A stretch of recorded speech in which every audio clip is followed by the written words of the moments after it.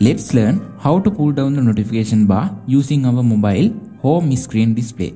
Normally, we can swap our notification bar using our display bottom area like this.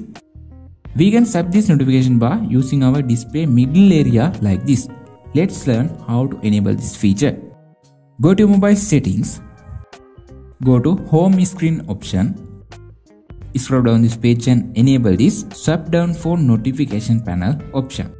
If you enable this feature, you can swap your notification bar swapping down anywhere on the home screen. I think this is very good feature to use your mobile very easily.